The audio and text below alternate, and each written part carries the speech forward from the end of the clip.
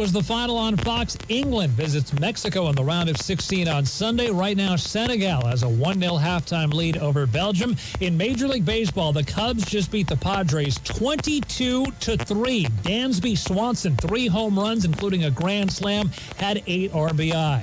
In the NBA, the Los Angeles Lakers acquiring center Walker Kessler from the Utah Jazz for 2 unprotected first-round picks and 2 first-round pick swaps. The Lakers will be signing Kessler to a 4-year, $130 million deal. I'm Isaac Lowenkron. Broadcasting live from the KGSO studios in West Wichita. I feel more informed when I listen. This is the Press Box on Wichita's sports station, KGSO. The Press Box on KGSO.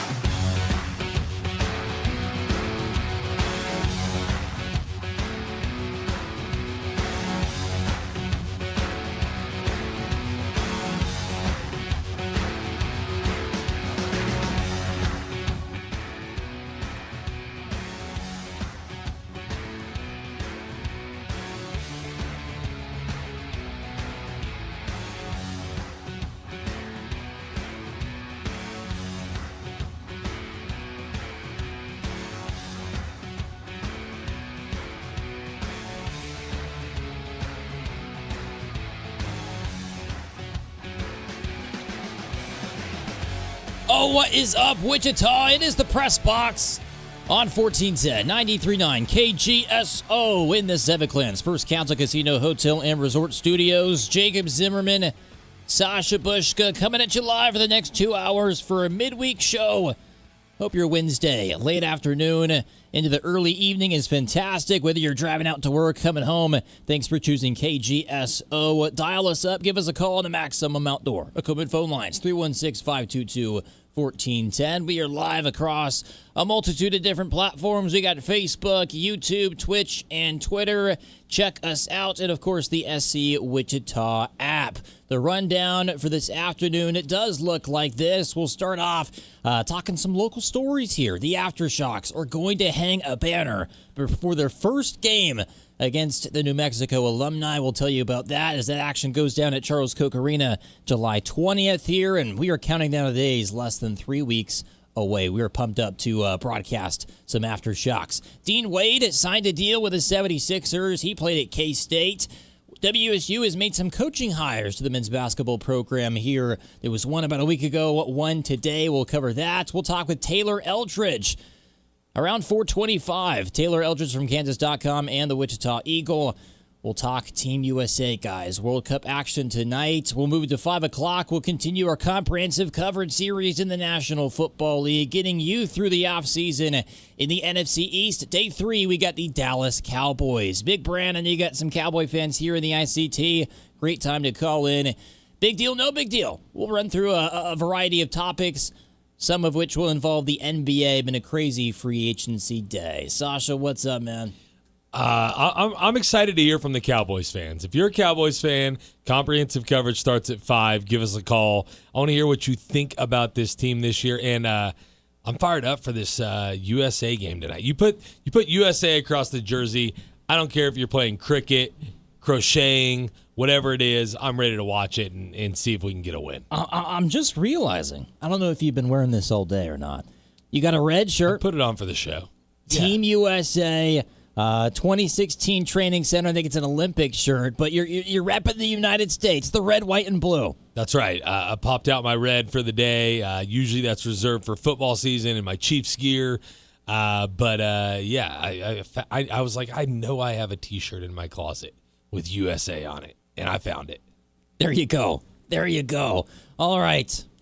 Let's get to the top of the show here. The Aftershocks. Guys, if the 2025 championship wasn't sweet enough and it wasn't burned into your memory, look, let's have it last forever. As long as the Roundhouse is going to stand, that is because the 2025 Aftershocks will get a banner hung for winning their championship last season. I got to think some people maybe around town are thinking, dude, is this like a Missouri Valley Conference championship? Is this like an NCAA appearance? Like, some people would say, does the TBT really classify as something that you would hang a banner for? I say, why the heck not? Especially because you got a Marcus McDuffie, you got a Connor Frankamp, you got some legendary Shockers who were on this team and went the distance, played pivotal roles.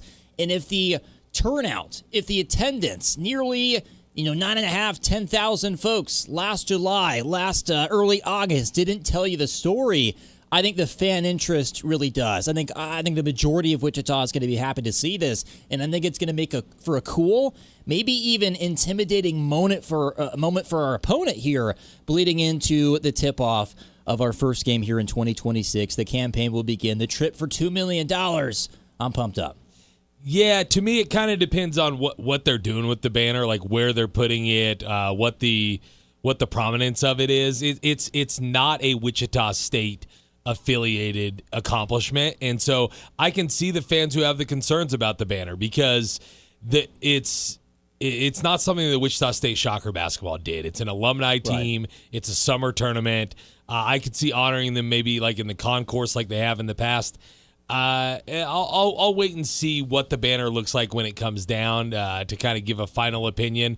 But I can see if there's some dissenters, why there might be. I think you put it in a different part of the rafters. Yeah. I think you put it in a different color, and you make it a smaller size. You make it slightly smaller than the other banners because you don't want to have the image that this is more important than your own school's history.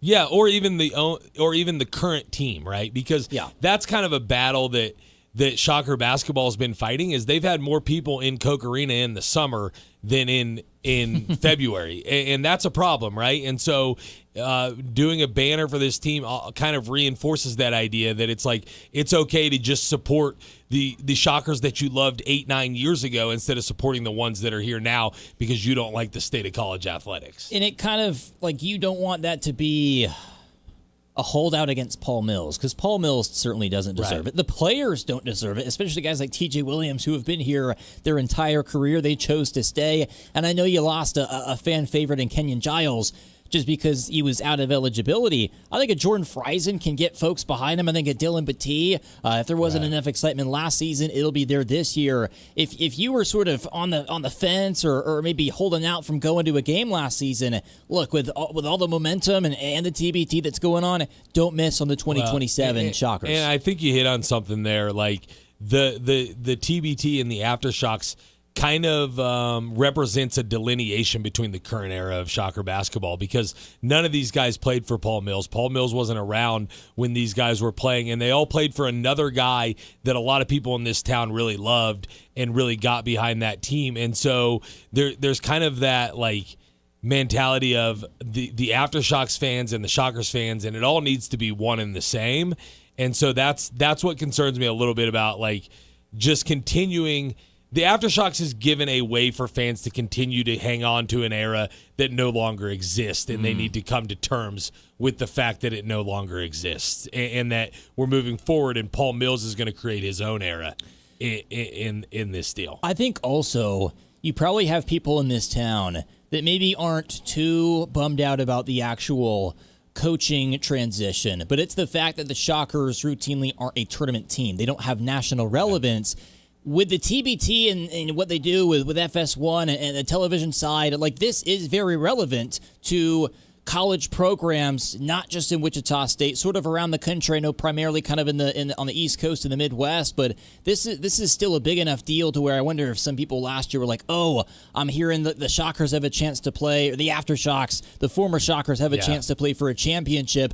I'm only going to root on a team that's at the top of the standings, a true winner. And for those fans, you're kind of jumping on the bandwagon, you know? And I don't want to downgrade what the TBT does because it does give a good chance for like people to see their favorite players from the past and all of that. But I think it's become a bigger deal in Wichita than it is a lot of other places in terms of like this versus actual college basketball. Like I'll say this, I want everybody to go to all the TBT games and I want the arena to be filled for the TBT. But if you came to me and you said I can only go to one game this year and it's either an Aftershocks game or a Wichita State Shockers game, I would tell you 10 times out of 10, go support the team that's on the floor now. That's just what I would say about it. Right, and if someone is truly only going to make one visit and they think the Aftershocks might be playing for a championship again here in 2026, that atmosphere is going to be unreal. I mean, the sound, the crowd sound. James and I calling that championship game last season against Eberline Drive. I mean, we had the headphones on, and if we tried to take them off, I'm like, oh my goodness, like we're sitting a foot apart and I can't even hear you. Yeah, absolutely. It's a great atmosphere. It's fun to see. We got some comments from Devin on Facebook. He said you could also just say it sells out because they win. A lot of hate towards the TBT, in my opinion. Listen, just pointing out like a difference between an alumni tournament and college basketball, that's not hate. I'm just pointing out that I think the support needs to be there for the current Shockers as well. Every time you point out facts, it doesn't mean you're hating on something. I love the TBT. I've been going to it since the first year they were in it. But I go watch the current Shockers too. That's all I'm trying to say. We're hyped up for the Aftershocks. To wrap it in a bow, if you didn't hear, they are going to hang a banner July 20th at Charles Koch Arena right before their first round matchup. Best of 3 against the New Mexico alumni, guys. TBTHoops.com for tickets. I hear Wichita State or Wichita here in the Aftershocks and the TBT are placing really well amongst the home court advantage rankings. And stay tuned for ticket giveaways here on KGSO. We were talking a little bit before the show starts. I think we're going to try to give away our first pair of TBT tickets later on here in the first hour. So stay tuned for that. And, of course, we're broadcasting the Aftershocks this summer here on KGSO.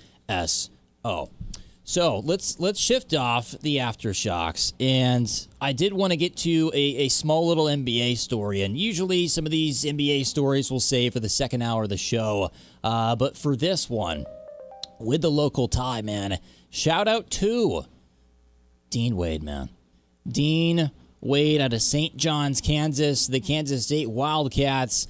And look, he had played a nice career so far. 7 seasons for the Cleveland Cavaliers. I know we sort of talk a lot about the former Shockers now in the NBA. Maybe not giving as much light to the former Wildcats in the NBA. But Dean Wade is on the move, guys. Dean Wade signs a 4-year deal for $39 million with the Philadelphia 76ers.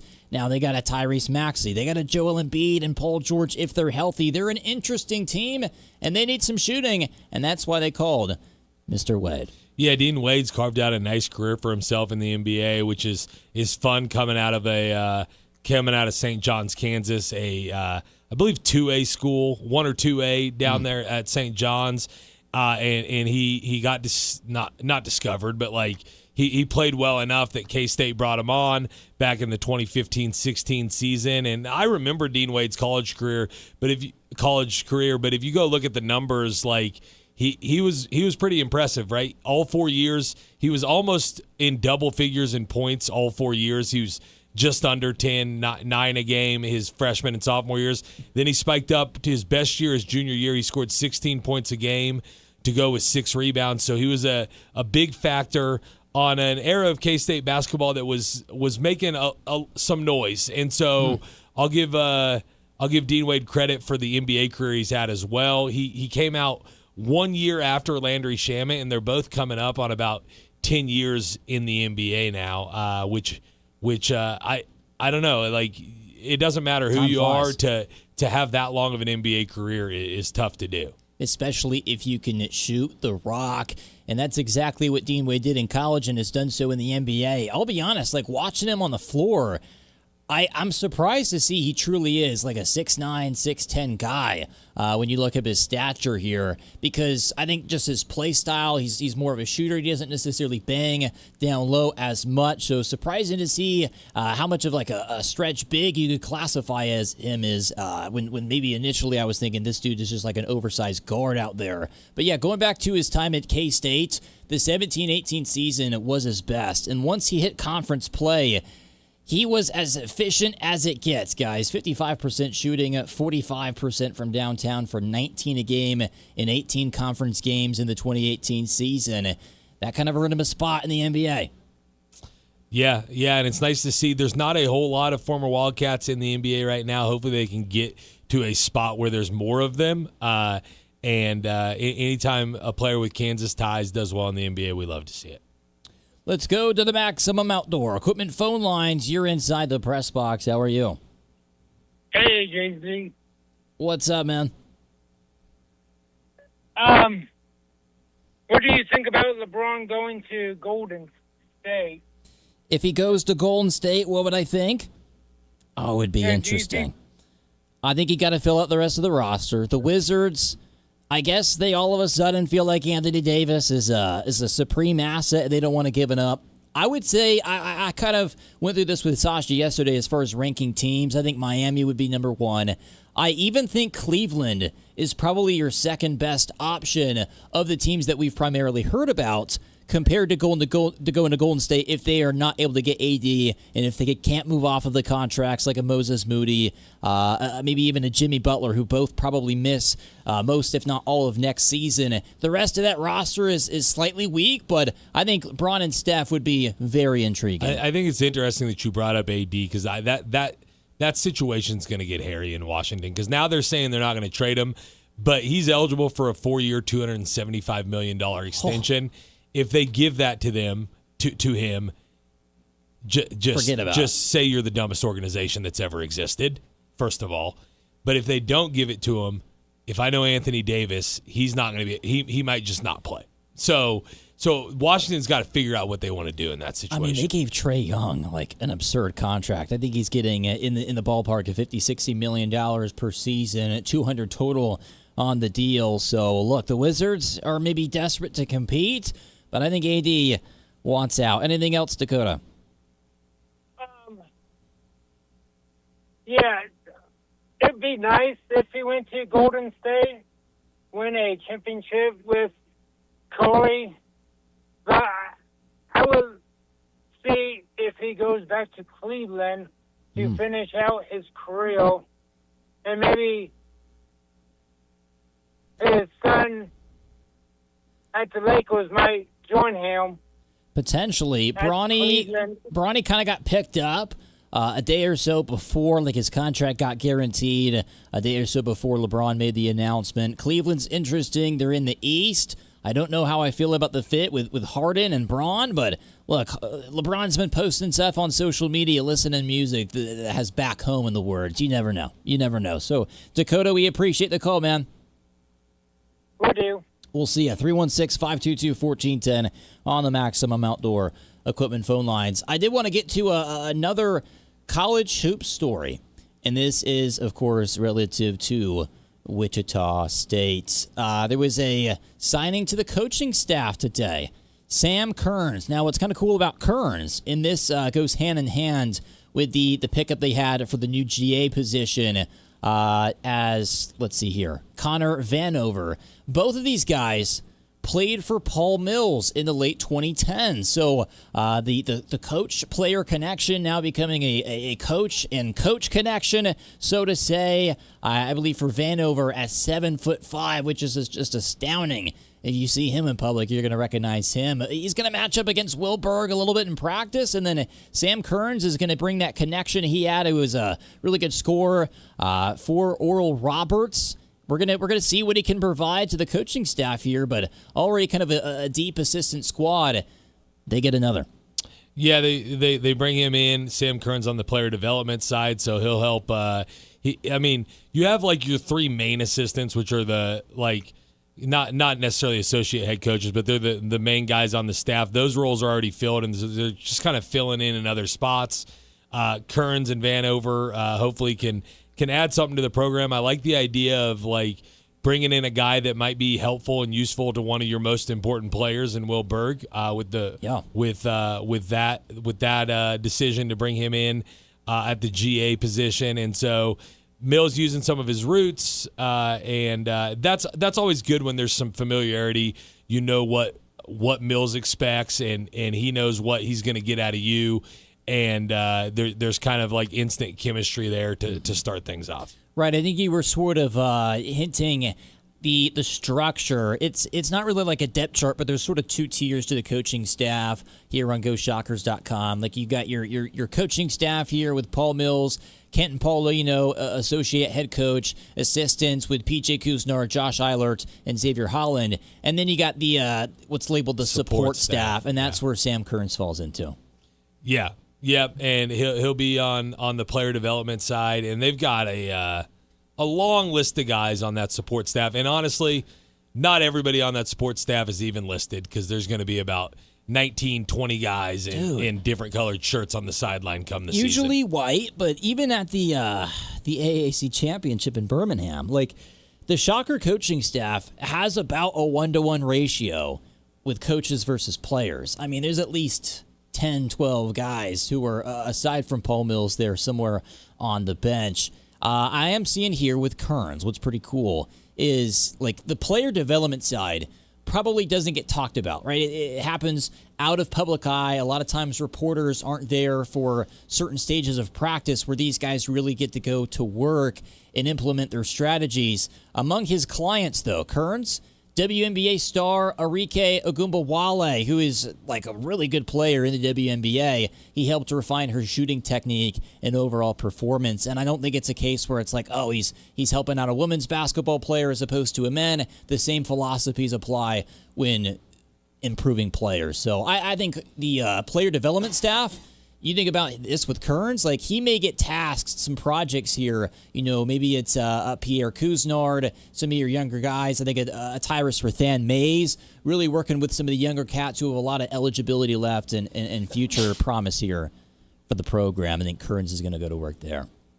Yeah, I mean, and anyone who kind of has a knack for helping guys find their shot, right? That's a big piece where if every player on the team can improve, the ones who shoot well already improve just a little bit and then just kind of find some touch for the other guys. I know also, like, I don't know that Will Berg's going to add this to his game, but I remember Connor Vanover at Oral Roberts, and he was actually a guy, he's 7'5", going back to Vanover versus Kearns. He actually stepped outside and shot from the perimeter. Wow. I don't think they're going to try to add that to Berg's game, and honestly, I like to have a big man that just stays close to the basket. But it's something that could be in the cards for Shocker Hoops this year. I would think something Berg could improve on a little bit. Not that it was a weakness last season. It's one of those like details. Setting screens. Emmanuel Okorafor is pretty good at setting screens. I don't know if Will Berg's quite as good. Vanover, of course, has the stature, and yeah, you kind of mentioned it. Shot the 3-ball one season. He shot basically a 3-point attempt per quarter. So he can let it fly, but yeah, this is overall a plus. Get the guys in there with a high IQ who can relate to these players. It's going to be a fun season.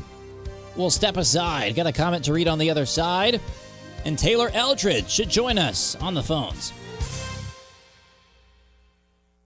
Call the Press Box now on the Maximum Outdoor Equipment phone lines at 522-1410. The Press Box on KGSO.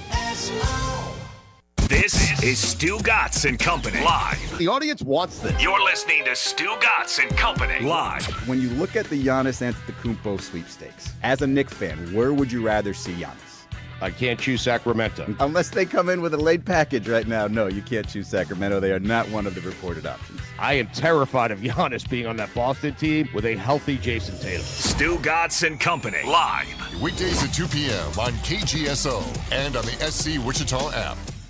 On BritBox, there is a place where stories twist like cobblestone roads, grand manners hide secrets, and stakes are higher than seaside cliffs.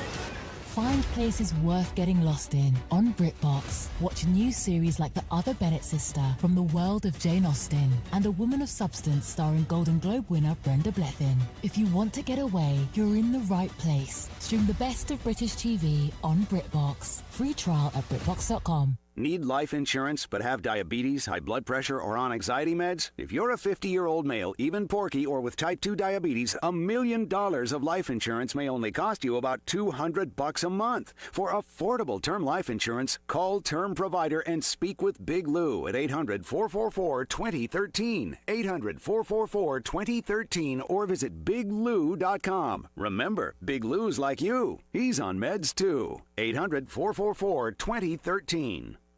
America is turning 250, and we're celebrating all month long at Midwest Kia. Join us for our Stars, Stripes, and Savings Sales event, where we're honoring America's 250th birthday with incredible savings throughout July. Celebrate extra savings on every new Kia that's built right here in America, including the award-winning Sportage, Sorento, Telluride, hybrid models, and the electrified EV6 and EV9 models. And no birthday party is complete without a present. This July, purchase any new or pre-owned vehicle and get a $250 gas gift card. It's our way of helping you enjoy the summer road ahead. Plus, every new Kia comes with that unbeatable 10-year, 100,000-mile limited powertrain warranty. And don't forget about our summer sticker sales event. Get $750 off select new Kias. Visit MidwestKia.com. And remember, We want to see ya in a Midwest Kia. see dealer for details. Warranties a limited powertrain warranty. Andel Ready Mix Central Incorporated has superior service, quality concrete, and cutting-edge equipment. Whether it's residential, commercial, or industrial jobs, large or small, they do it all. For your next concrete job, call today, 316-832-0063. Andel Ready Mix, this mud's for you. Andel Construction offers roller compacted concrete, cement soil stabilization, and dirt services. Andel Ready Mix and Andel Construction can help you with your next project. Call 316-832-0063 or go to Andel Ready Mix or AndelConstruction.com. Andale Construction is also hiring now. Wichita's sports leader, KGSO, is brought to you by Devon James. Devon James Injury Lawyers. Call 888-8888. That's 888-8888. Wichita's home for sports talk. Going 20 years strong. This is KGSO.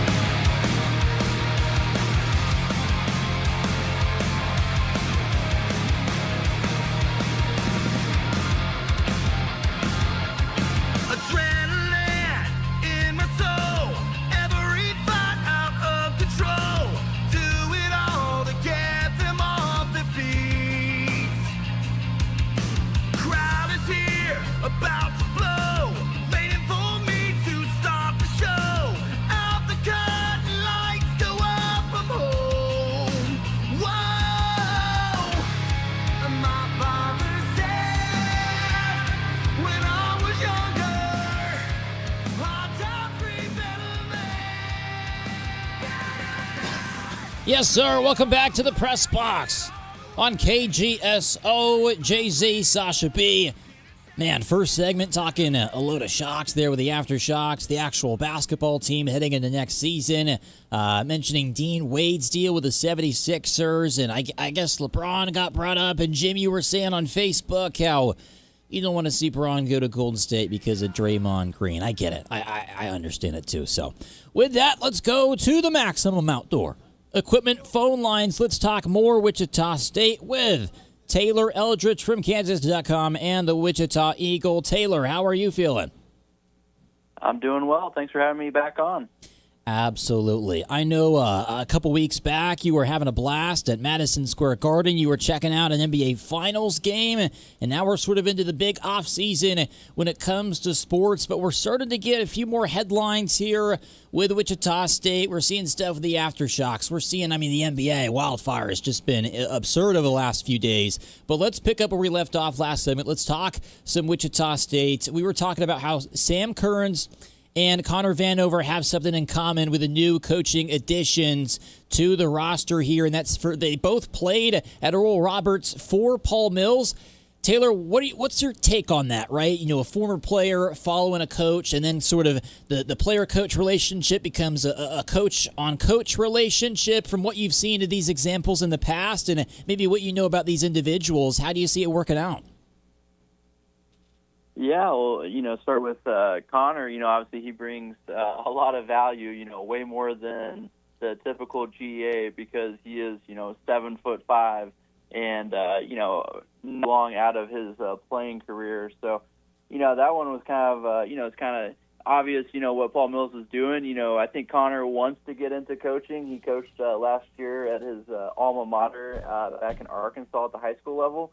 But this is really, an additional practice player that they can put into drills, that they can put on Will Berg. I don't know how many times Will Berg is going to be looking up at people, in games this season. But, every day in practice he's going to have, a 7'5" dude to go against, and obviously Connor is really good on defense, and he's going to be able to give them a good look. And he's a much different player than Will Berg. Will is more of a roller, does a lot of his work around the basket. Connor is more of a pick guy. He likes to really shoot and hang out on the perimeter, and so I think it's like an interesting pairing there to give Will a different look in practice, and obviously Connor's going to be able to give him some tips. Being that tall, he knows just like little tips here and there how to use that height, how to use that in a game, and I think it's that's kind of like a hack, to have a GA that's 7'5" that you can throw in practice and is basically an extra body. So, a real savvy move there from Paul Mills. And so I think that one's probably the biggest addition just because of how much he can help in practice now. I mean, that's way more than what the typical GA can give you. Usually they just throw those guys in practice and they give them, like a broomstick, one of those, like, one of those sticks to kind of, try to, give like those guys something to shoot over. Well, Connor Vanover, he's going to be a real deal, rim protector. And so it's a pretty valuable addition, I think, for WSU. Yeah, absolutely. Speaking of the upcoming season for Wichita State, I wanted to get your take on something came out a couple of days ago where an anonymous donor pledged $500,000 to the We Fight for Wichita Fund, assuming that they can get $500,000 from the community. They'll match up to that amount. And it got me thinking, I see this season as kind of an inflection point for Shocker Hoops where they got a bunch of returners, expectations are high, and they can kind of start to build momentum to where they can get resources into the program that are necessary to have a national type contender in today's NCAA. Do you kind of see this season as not make it or break it, but a good opportunity for Wichita State to catapult themselves into more national prominence in years to come?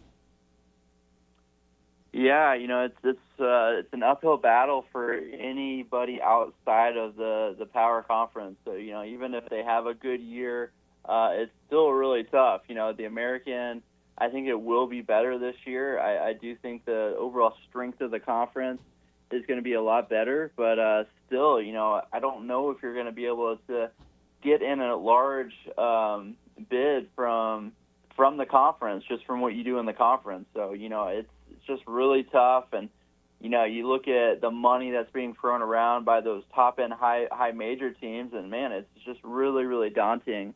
And I think teams in Wichita State's position, you're never going to be able to catch up with the money-wise there. So you're going to have to build this thing through relationships, through finding the right players that fit your system, finding the right chemistry, and kind of build it out that way, because it's going to be really hard to get that top-end talent that is going to put them on the map. Like, what Greg Marshall was able to do, 10 years ago, find guys like, Clee Early and Ron Baker, that's going to be what, that's kind of like the hack you have to find to work around this. I don't know if it's just such a different world than what it was, 10, 15 years ago. So it's just really hard for teams in Wichita State's position, but, still, they do have positive momentum going into this season. And I think you're right. If they're able to capitalize on this and they have a great season and they, win a championship in the American and, go back to the NCAA tournament, this could really propel the Paul Mills era in Wichita and get some serious momentum behind him. So I do think it's a pretty, it's a crucial year, not just for Wichita State, but for Paul Mills too, because, he has this thing, it looks like it's, about to get to rolling, and let's see if they can capitalize on that and take that step forward, because that's kind of the hardest step, to go from a good team to a great team. So, they were playing really good basketball at the end of last season, so let's see if they can, run it back with what they have coming back, the portal additions, and it'll be interesting to see if they can take that next step, because that's usually a pretty tough one to go from good to great. Talking with Taylor Eldridge from Kansas.com and the Wichita Eagle here in the press box. Now, Taylor, I want to reference a conversation Sasha and I had last week. We kind of went through every player now on the roster heading into the 2027 season, and we kind of grouped them up into tiers. Now, I won't spend too much time on the lower tiers here, but we kind of labeled them like program building block, and then you got maybe an end of rotation piece. Maybe you're a fringe starter after that. Maybe you're a quality starter, and then maybe you're an all-conference level player, or maybe even a conference player of the year candidate. And Sasha and I kind of grouped up TJ Williams, Friesen, Battie, and Berg all into the all-conference level spot. I think there's a world where Wichita State, if they're first in the American, maybe they get 4 guys across the all-conference teams. Is that a realistic expectation for each one of those individuals at the top, TJ, Friesen, Battie, and Berg? I don't know if it's realistic, to get 4. That's a lot. It's a pretty big conference. So, I think 3, I think 3 is realistic because I do think this is going to be a much more balanced team. I was, telling people the other day that, I think it's going to kind of like those old Marshall teams where you have 7 or 8 guys that average, 7 to 14 points. So I do think it's going to be much more balanced, and if they do win, maybe they do get 4 on. But I think realistic-wise, I think 3 is kind of that's a good sweet spot, I think. I think Will Berg with his defense, and I think he's going to really thrive under the new guards on the team with Friesen and Jahari Long.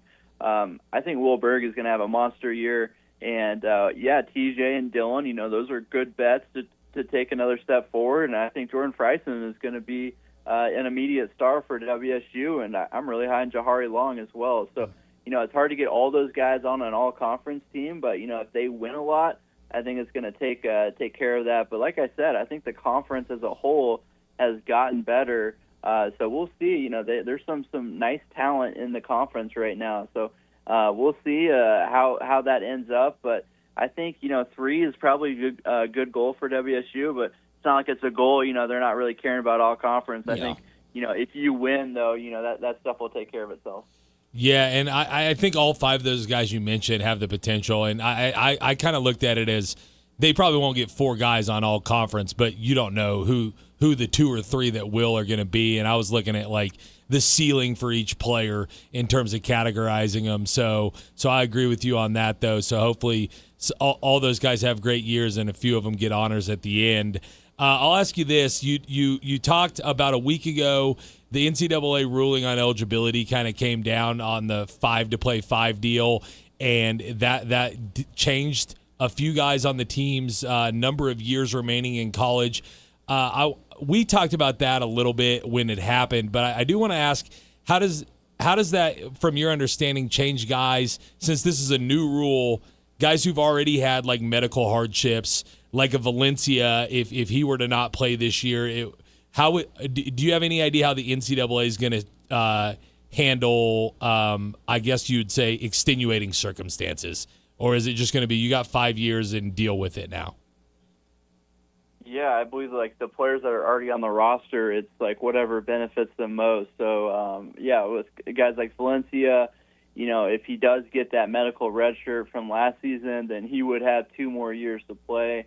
But we'll see. I don't know how that's going to shake out because he still needed, a red shirt from the NCAA. And, as far as I know, he hasn't been given it. And if you look at WSU's roster online, they list him as a redshirt senior. So that kind of indicates that he hasn't had that waiver yet. So it might be his final year. But, going forward, it's just 5-to-play-5.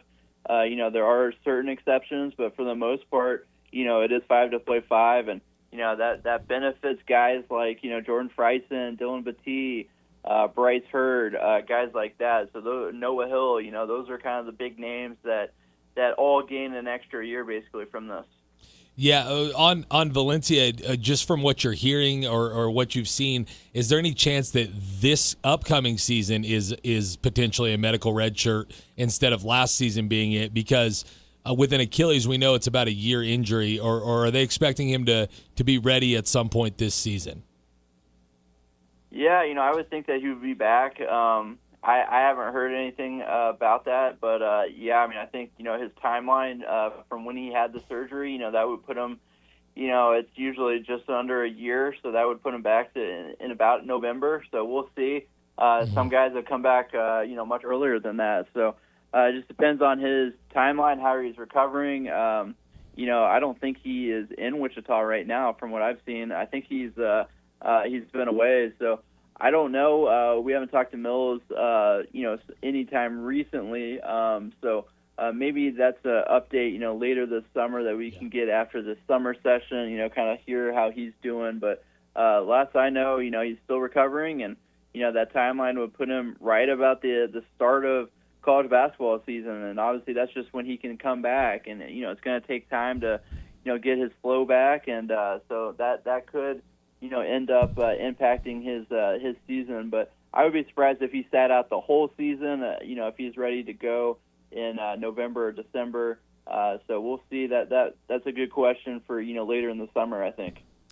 Last one for me, Taylor. Devin here on Facebook calling you the GOAT. Of course. Let's look here to the NBA. Landry Shamet, you were just seeing this guy play in the NBA Finals, and he is remaining a New York Knick. 4 years, $24 million is the deal. Look, for you and I, this is a lot of money. For NBA standards, this is low. Like it's sort of kind of double what a vet minimum would be. And I was hearing maybe conversations of Landry, even on a contender, getting like in the 10 to 12 annual range. Like, what are your thoughts on Landry kind of taking maybe a team-friendly deal, or do you think that was kind of his market value?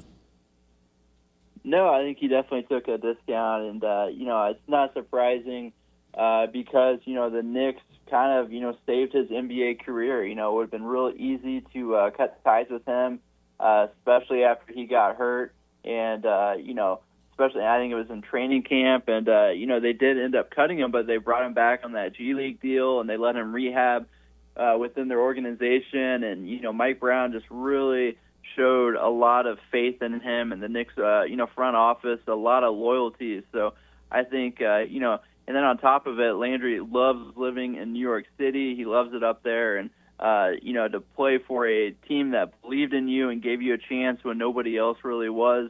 I think it wasn't a surprise that he would kind of show that loyalty back and give up a couple million, because I do think he could have made a couple, at least a couple more million on annual average salaries. So I think it's not a surprise, just given all that history with the Knicks, that he would take a discount and come back and run it back with this team. They have a good thing going, and Landry was a big part of it. So just really cool to see him finally get that security to know he's going to be in the NBA for a long time now. Because this time last year, it was a real question if he was even going to be in the NBA anymore, and who knows what happens to his career if that he falls out of the NBA. So this could have played out a lot of different ways.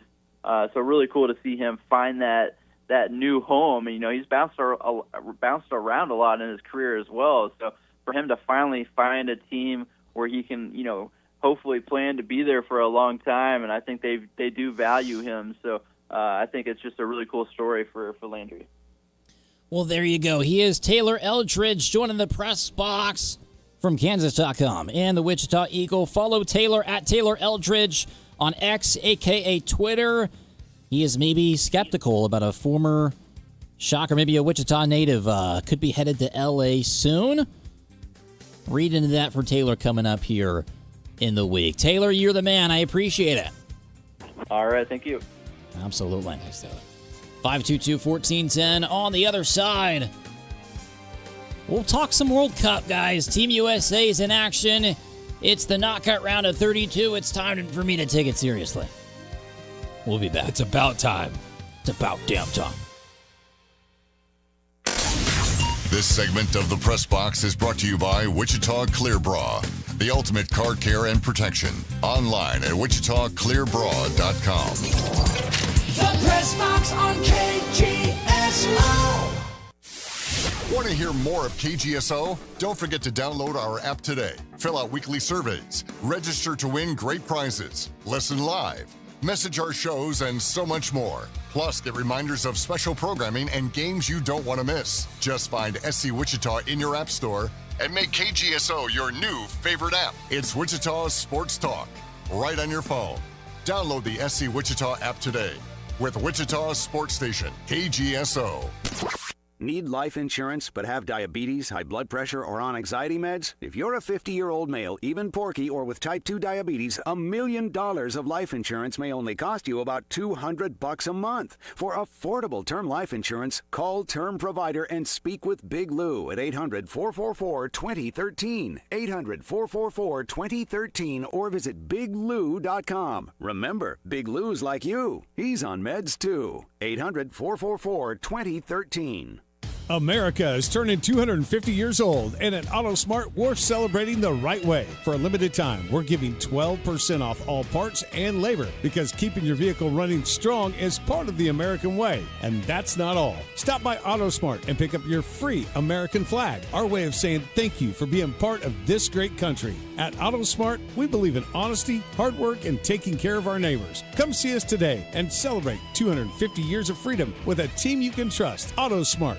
Proud to serve our community. Looking for a new-to-you ride? For over 70 years, customers have trusted Rusty Egg Ford with quality vehicles and exceptional service. We have 500 used cars available with 150 Ford Blue Advantage certified. From fuel-efficient cars to tough trucks and versatile SUVs, you'll find quality, value, and selection all in one place. That's peace of mind with every mile. Buy with confidence at Rusty Egg Ford. Visit rustyeggford.com. Family owned and simply the best place to buy. See dealer for details. This is Stu Gatz and Company live. The audience wants this. You're listening to Stu Gatz and Company live. My objection to soccer in the World Cup is, A, there's never goals scored. And so in this particular World Cup, it helps that we have a bunch of goals scored. It helps that the stars are scoring those goals. And, of course, the United States being relevant thus far certainly has piqued my interest, yes. Stu Gatz and Company live. Weekdays at 2 p.m. on KGSO and on the SC Wichita app. This is The Herd. The Herd. You got to be consistent. With Colin Cowherd. Mike check. James Dolan is not for bringing the band back together next year. I agree with Dolan.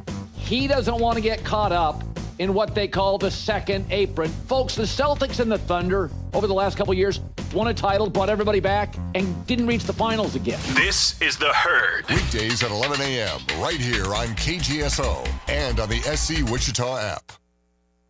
Celebrating America's 250th birthday. Happy Independence Day from Wichita Sports Station, KGSO.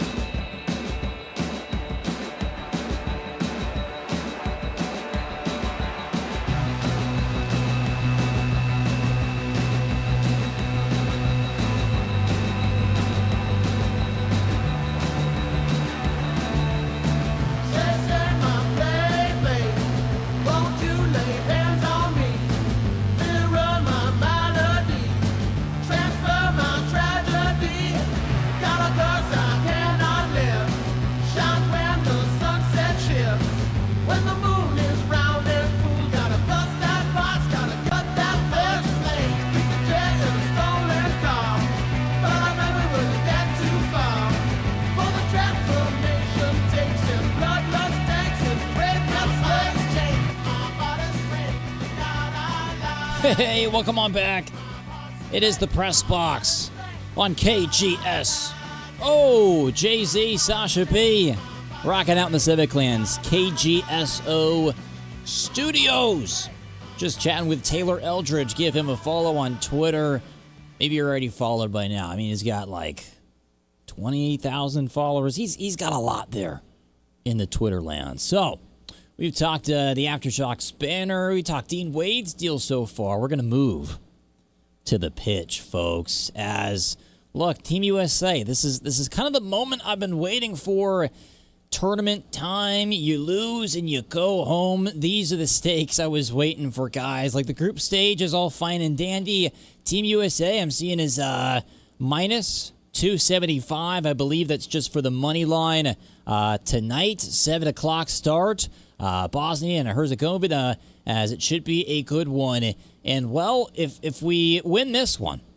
we'll be facing Senegal, who's in the 85th minute, up 2-0 against Belgium. Barring a miraculous comeback, it'll be Senegal. Oh, it's 2-1 now. Whoa. As I look at the scoreboard, Belgium scores a goal. So it's in the 87th minute, so Senegal still in pretty good shape, up 2-1, but it gets a little dicier now. What if I jinxed it? Hey, we saw earlier today England was trailing the Congo 1-0 until like the 75th minute, and then scored a goal and then scored another one in the 87th minute. So these games can be decided late sometimes.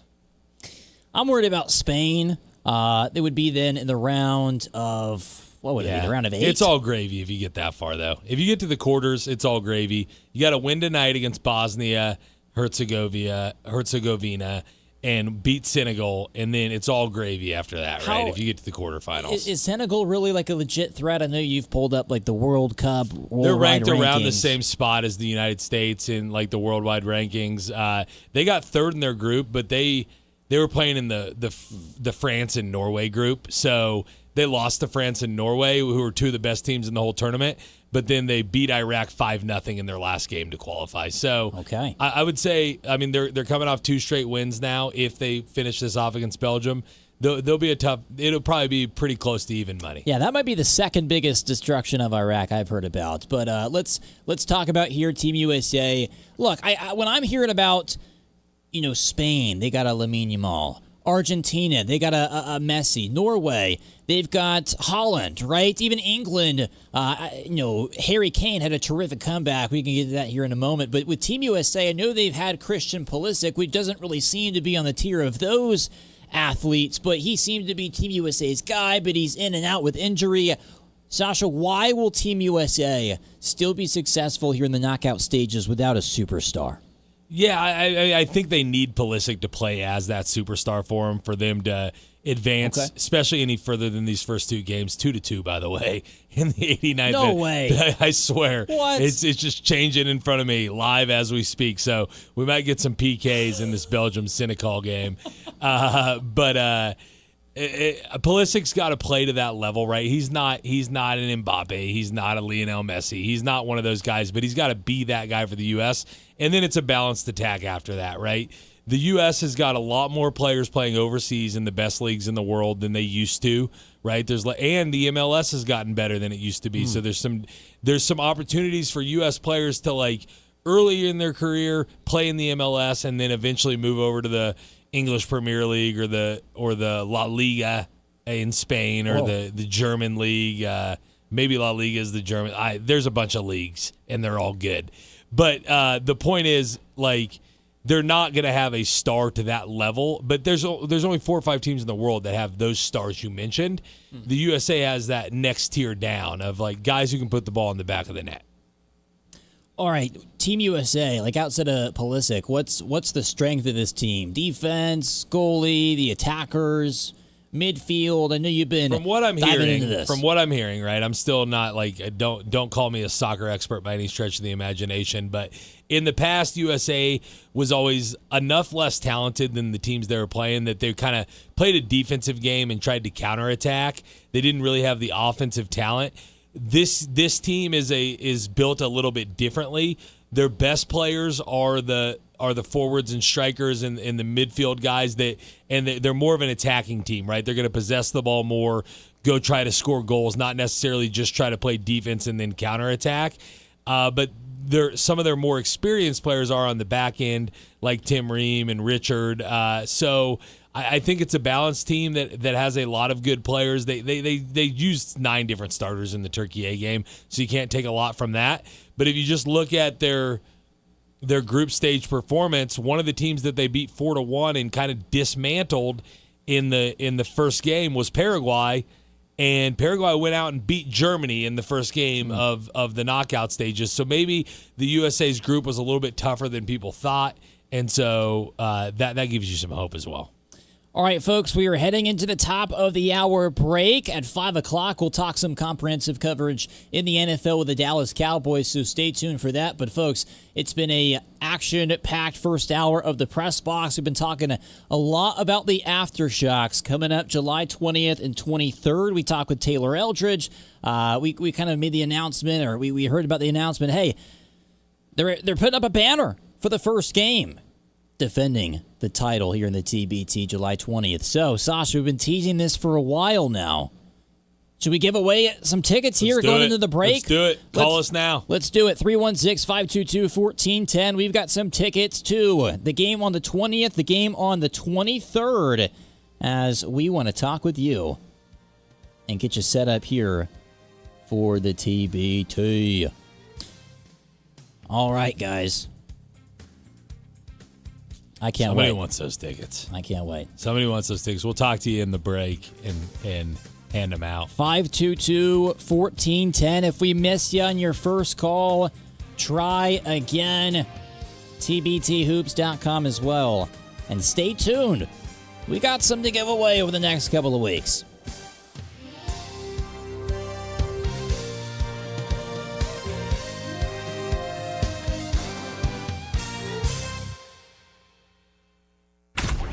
This is The Herd.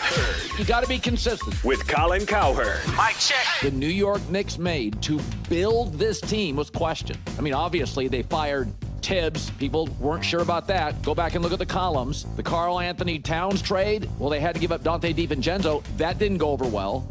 Jalen Brunson free agency, most people thought, why? This is The Herd. Weekdays at 11 a.m. right here on KGSO and on the SC Wichita app.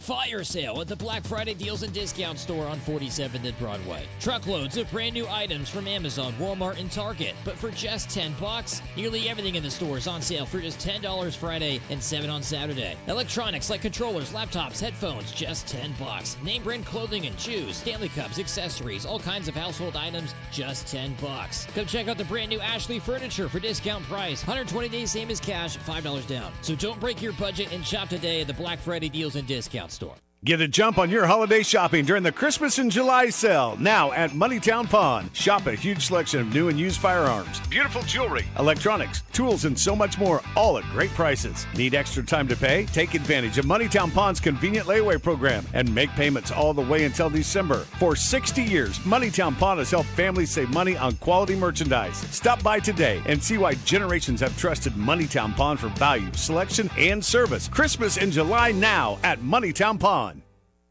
My name is Whitney Allen, and I'm a widow. My husband, Ryan, died. We never thought we'd ever have to use life insurance, but the unexpected happened. With Ethos, signing up was fast and 100% online. You can get a quote in seconds, apply in minutes, and get same-day coverage. No medical exams, and you can get up to $3 million worth of coverage. I'm grateful we were prepared. Get your free quote at ethos.com/play. That's ethos.com/play. Paid spokesperson. Time spent on application may vary. Online health questions required. Throughout every community in Kansas, you find hardworking people who make our state better each day. They bring their best to everything they do, determined to reach their full potential and make life better not only for themselves, but for every citizen in Kansas. They are the soldiers of the Kansas Army National Guard. They proudly serve part-time in their local communities. Learn more about service with the Kansas Army National Guard at nationalguard.com/KS. Sponsored by the Kansas Army National Guard. Aired by the Kansas Association of Broadcasters and this station. Want to get out of just about anything and look like an earth-saving hero? Just use the environment excuse. High school reunion? Ooh, sorry, can't. Planetary obligations. Unfortunate bridesmaid's dress. Unfortunately, you promised the climate you'd buy more vintage. Chauffeuring teens? Yeah, the earth really needs them to hoof it. That's right, the environment is always the best excuse. So go ahead, ask your bae to dim all the lights because carbon emissions. Tell your dad-botted dad to eat more plants, for the planet, obviously. Kindly tell the kids to stop asking for a new phone. I mean, e-waste, right? Find your out and opt in to cutting carbon. Just visit theenvironmentexcuse.org. A public service announcement brought to you by WildAid. One of the most important things for veterans is to be heard, and VA is listening. Appeals modernization is changing the way VA decision disagreements are processed, for the better. Veterans, if you disagree with an initial VA claim decision received after February 2019, you have a choice of 3 review lanes. Contact an accredited representative to help you decide which choice is right for you. For more information, visit va.gov/decision-reviews. I can take control with VA's new, faster review This process. is Wichita's sports station, K230BY, 93.9 FM, 1410 AM, and 99.7 HD3, KGSO Belle Plaine, Wichita. Broadcasting live from the KGSO studios in West Wichita. I feel more informed when I listen. This is the Press Box on Wichita's sports station, KGSO. The Press Box on KGSO.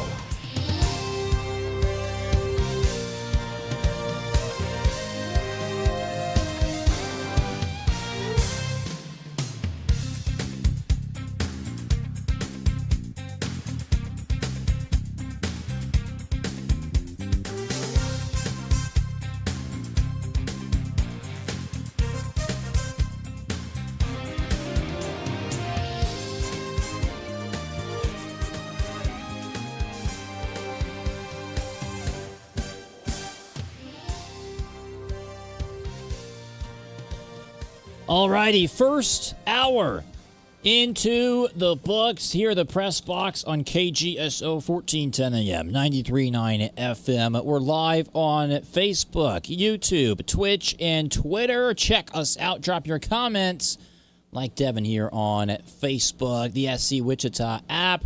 Download it in your app store. You can listen to country music with Hank, conservative news talk with KQAM, Spanish radio, if you know that. It's up your alley. With La Raza, and of course KGSO, your longest running sports talk station here in town. KGSO, all on the SC Wichita app. Yeah, first hour we were making good work. We talked a lot of shockers. We talked with Taylor Eldridge as well, and then gave away 2 pairs of tickets there in the break to the first matchup, July 20th in the TBT with the Aftershocks. I cannot wait. So we hit 5 o'clock. Here on a Wednesday, it's time for our third team in the NFC East. Sasha, we've got the Dallas Cowboys.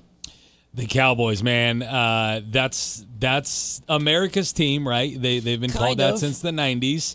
I don't know what they've done since the 90s to deserve that moniker, but they are one of the, like we talk about polarizing teams in divisions all the time, and NFC East has a lot of good choices, so we'll see what we end up saying tomorrow with that. But the Cowboys, historically and nationally, are one of the most polarizing teams there is, right? They have a lot of fans, but they also have a lot of people who do not enjoy the Cowboys. And we've got a quick comment from Devin on Facebook here. Devin Stibe, that is, the Bayou buddy.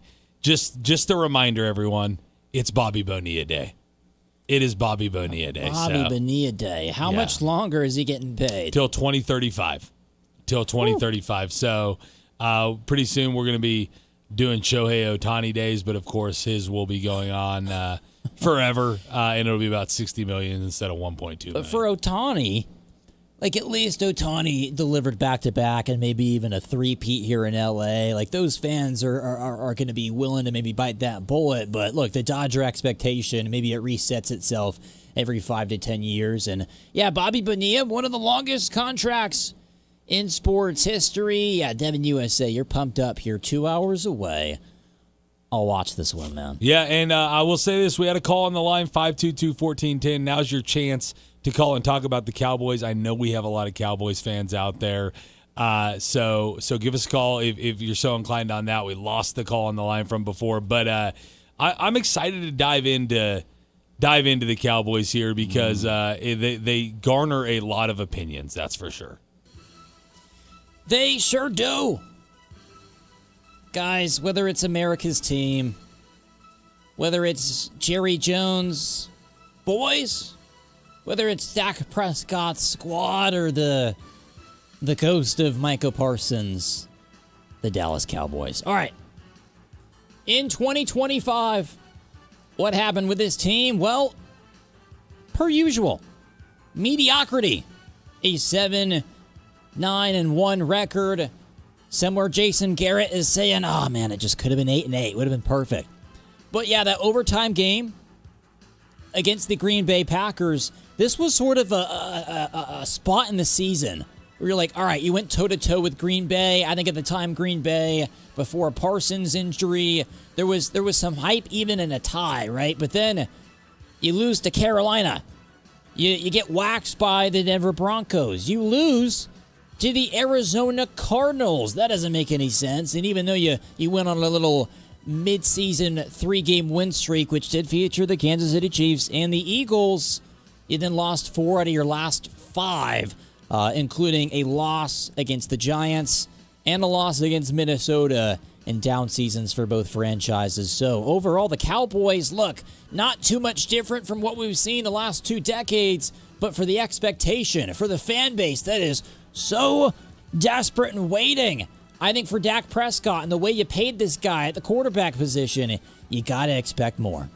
Yeah, and they kind of did what they've done a lot of seasons, it seems like, is played their way out of it early. And then they tried to go on a little bit of a run, but then losing streak late ends it. And I think, like, if you remember last season, it feels like the Cowboys were better than 7-9-1. I think it's just based on the amount that they get talked about. But the defense has been the bugaboo for this team for the last couple of years. And when Prescott's healthy, they move the ball a lot. They score a lot of points. But the defense disappoints. And then if Prescott's not healthy, they honestly don't really stand much of a chance at all. And he has missed time with injury several times over the last over the course of the last 5 years. So that'll be a question mark for them as well.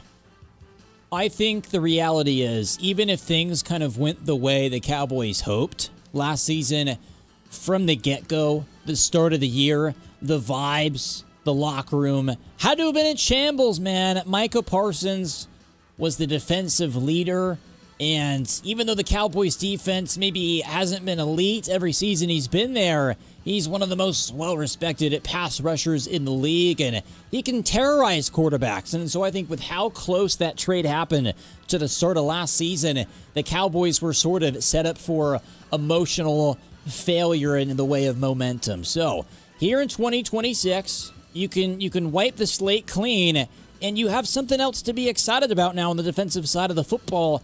Getting Caleb Downs, some would say, as a steal in the early to mid slot of the first round, man. Caleb Downs, the number 1 at safety, without a doubt, coming out of college from Ohio State. There's a lot of pressure on Caleb Downs, though. Like, everyone and their dog's telling you that was the best draft pick there is. Like, there's no guarantee that Caleb Downs is going to be any good, right? There's, like, he got drafted maybe a little bit later than people expected, but to expect a rookie to come in and change the tenor of your defense is a really hard spot to put a rookie in. And the Cowboys defense was really bad last year. Now they got Quinnen Williams midway through the year. That should help on the inside. They could play better on defense, but I've got to see it on the field first. I mean, just with the comments that you hearing from Nick Saban and Ryan Smith, I mean, it's not common to hear, college coaches of that caliber speak that highly of Caleb Downs. The draft is fickle, man. Guys get good things said about him all the time. The draft is fickle. You don't know until a guy goes on the field. All right. Let's take a peek here at the roster. Aside from the big acquisition in the offseason with Downs, we can sort of have the Dak Prescott discussion because, look, some seasons it seems like Dak is a top 10 quarterback. He'll go through a stretch of games where he's throwing for 300 yards each. Maybe he's keeping the turnovers down. But it feels like a lot of Dak Prescott's numbers come when the team is trailing 10 points, right? And honestly, you just compare number for number, Prescott's put up some pretty good statistical lines as of late. Like even last season, 4,500 yards, 3-to-1 touchdown to interception ratio, flirting with 270 yards per game. That's a pretty decent quarterback, but it feels like in the big spots, that's not the production you get from Dak. Yeah, and that's why quarterbacking is not all about counting numbers and passing yards and touchdowns and all of that. Because when your defense stinks, you should put up good numbers. And anyone who plays fantasy football knows how this works, right? You get behind big, and then you get garbage time stuff, right? For receivers, for quarterbacks, for everybody. And they put up a lot of garbage time numbers. And so I wouldn't read too much into the numbers. Now, Dak Prescott's, I think, a pretty good leadership guy, right? A pretty good intangible guy. But it does seem like he gets a lot of those passing yards, those big numbers, late in games that they're trailing big in. And every once in a while they'll come back and win one. But you've got to play better complementary football and have leads every once in a while as well. Look, kind of looking at the Cowboys' history, I don't think this team has been better since they had Dak Prescott and Ezekiel Elliott as a rookie tandem. Right in 2016, they went 13-3, lost in the divisional round with Jason Garrett at coach. It felt like that team actually had Super Bowl potential. I don't necessarily know about the 2021 through 2023 stretch where you won 12 games 3 times in a row. It's kind of hard to believe that was the reality.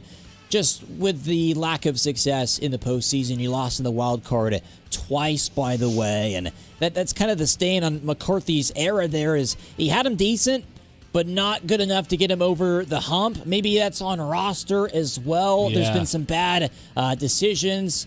I don't even think he made the right move when it comes to Schottenheimer at head coach with this team. It kind of felt like a last resort, someone who was just going to be a yes man for Jerry. It feels like, Jerry just wanted somebody who wasn't going to question him. And, it's a separate point, but Mike McCarthy gets a bad rap in this league. Like, all he does is win double-digit games every year, and people think it's not – they never give him credit for it. It's always because of someone else. It's because of Aaron Rodgers, because of Dak Prescott. But looking back on it, winning 12 games with the Cowboys 3 years in a row is pretty damn good when you consider what they've looked like since then and what they looked like before he came in.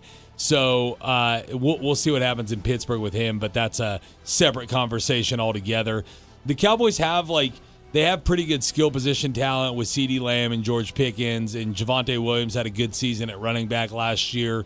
The problem, their offense is good, but it doesn't help their defense much, because they used to have one of the best offensive lines in football, ding, ding, ding, ding. And they just don't anymore, and so they don't anchor themselves with the running back. So the defense gets scored on a lot, which allows the offense to put up big numbers, and then the offense, they just throw the ball all the time, which keeps the defense on the field. So both sides are kind of working against each other, it feels like, a lot of the time.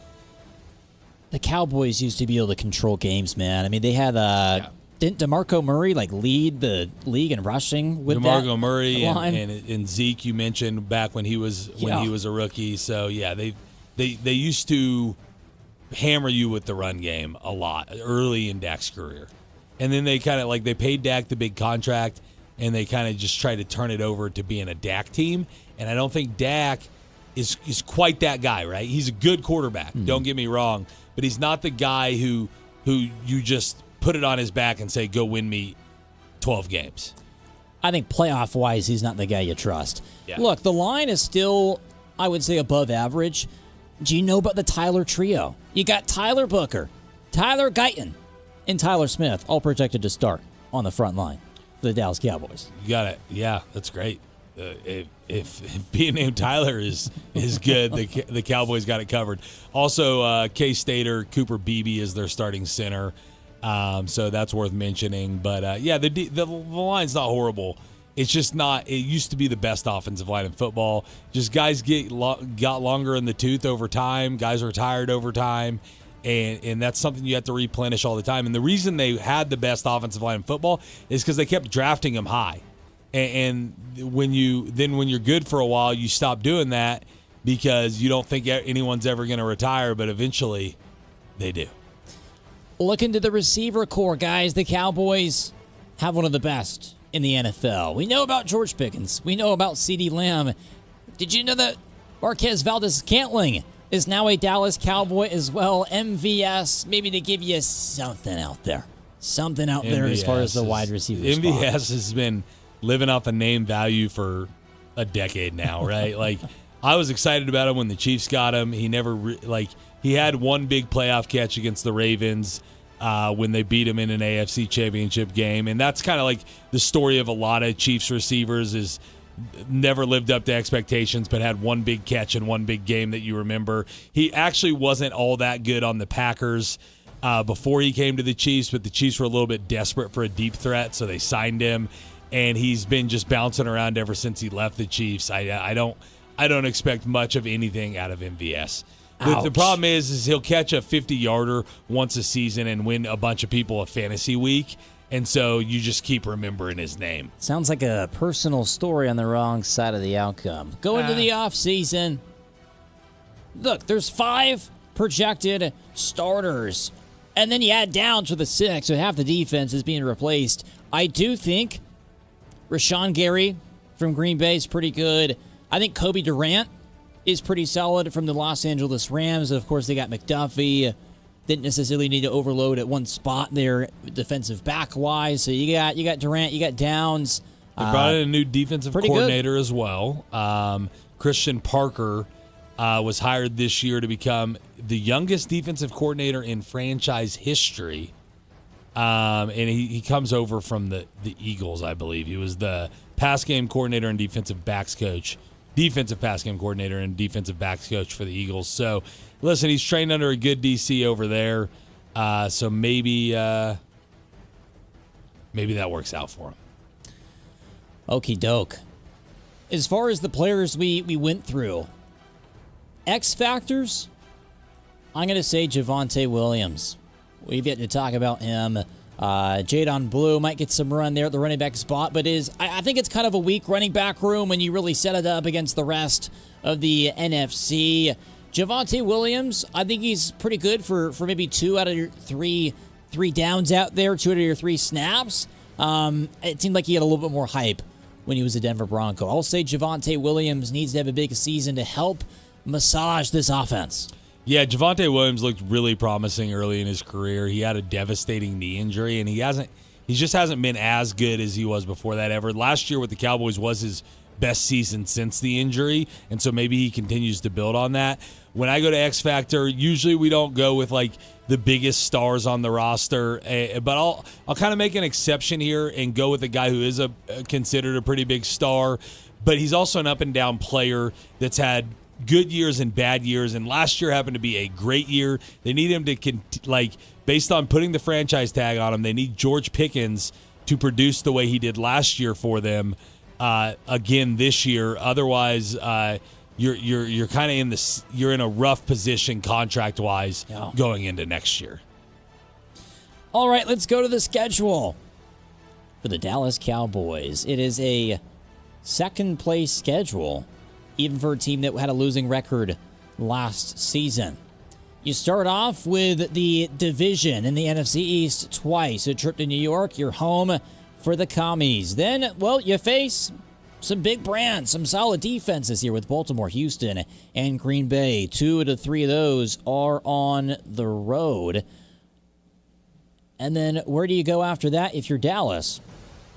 You kind of have some layups in the middle portion of the season. You got Arizona, you got Tennessee, but I'm seeing kind of a tough draw here with the NFC West division. You're at Seattle and you're at the Rams. Bye week is pretty late for this team at week 14, so it's not going to be a case of, if we just get to the bye week, we're going to be fine. Like, you've got to figure it out before the bye week if you're going to save the season. You mentioned the slow, sluggish starts. Probably it could be tough. Probably the toughest part of their schedule, and they have the really late bye, so you don't have a regroup point if you have a slow start until really late. But the toughest part of their schedule straddles the bye, which is home against Philadelphia, at Seattle, at the Rams, and then home against Jacksonville. And depending on, by then we'll know what Jacksonville is. But the one on either side of the bye, at Seattle and at the Rams, those are going to be really tough games. I have them taking on a little bit of a 3-game losing streak there. From weeks 12 to 15, but they have some soft spots as well. Like they have a stretch where they're Arizona, like home against Arizona, at Indy, home against San Francisco, home against Tennessee. Depending on how San Francisco looks, you could go on a little 4-game winning streak there. I would give them probably 3 out of 4 there.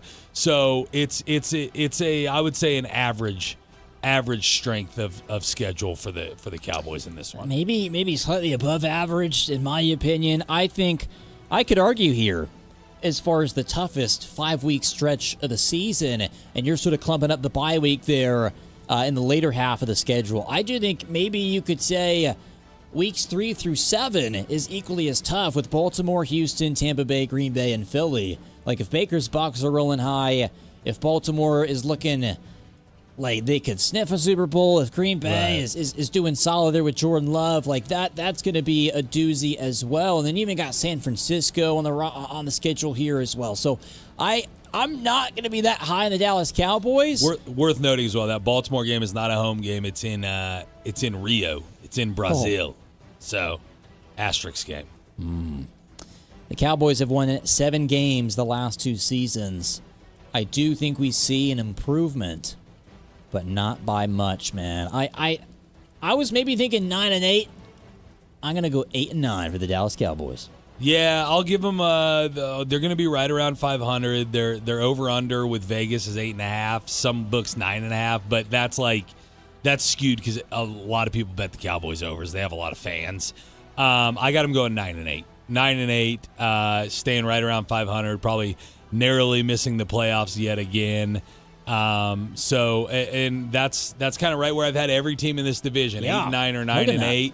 And so I think it's just it's a mediocre division. It's got a lot of teams that get talked about a lot because they're on the East Coast, right? The East Coast bias is a real thing.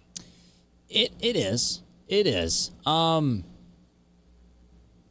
I think the Cowboys bias is strong. Maybe you got a lot of people laying bets down there in the state of Texas.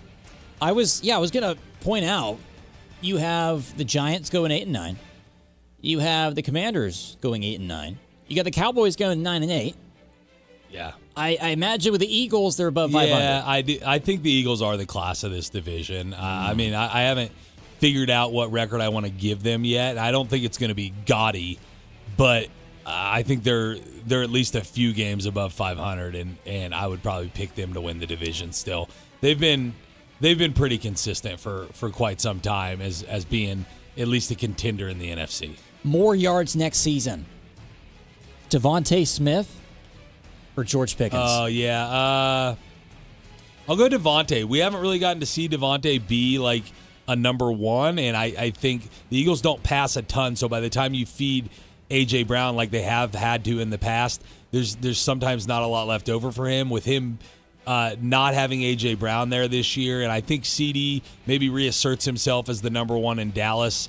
I'll go Devontae Smith to outpace George Pickens. I don't think any team in this division is perfect. Of course, tomorrow we're going to get to the Birds up in Philadelphia. Friday we will recap the division and have maybe some of these more debates. But I don't think there's a perfect team because it's the Cowboys' incompetence.